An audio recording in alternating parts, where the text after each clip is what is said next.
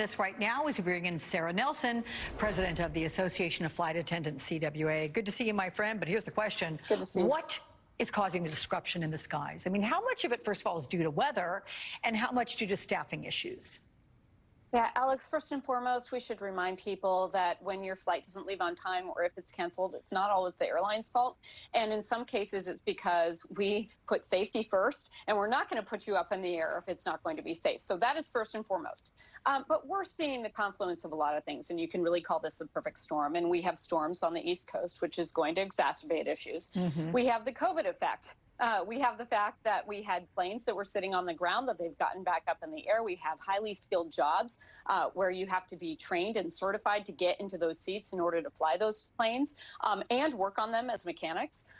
ATC has to have enough staff in place. And when there's a weather event, they slow things down in order to manage that capacity. It's great that the airlines have cut back on capacity going into this holiday weekend so that we're not over-promising and bringing people to the airports and then having nothing to do with them.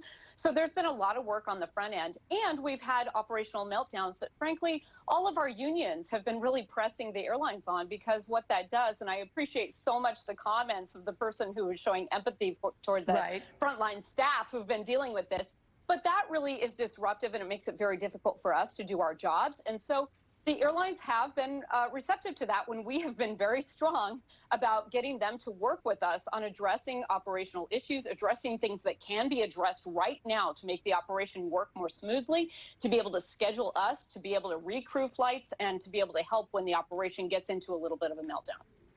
Listen, I appreciate all you say, but here's the problem. Did the airlines not look ahead for the COVID effect and the ultimate end of that, or at least the dwindling down of that, knowing that there would be a pent-up desire to get out and about as soon as COVID mandates were lifted or people started getting their vaccinations?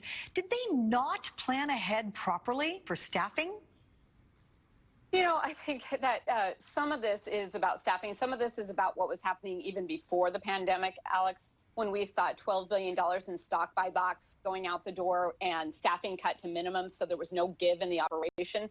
We essentially were able to freeze what was happening with an imperfect system before this. But now people on the front lines are tired. They have been working through 2 years of the pandemic. They're not willing to work as many overtime hours as they were before. And so the airlines got a little surprised about how staff would respond to this and how they were able to attract people to the jobs or not. Because we haven't been able to keep up with the pace of inflation by negotiating new agreements. And we haven't been able to attract people to jobs that people have been seeing have been on the evening news with people getting punched in the face. So there's COVID effects here that are all the way around. And also, I want to just recognize that in the past couple months, we've had some people who've been getting sick who did not get sick through the whole pandemic. But once that mask mandate was lifted, we had a lot of people getting sick for the first time. And that is adding to the effect here, too.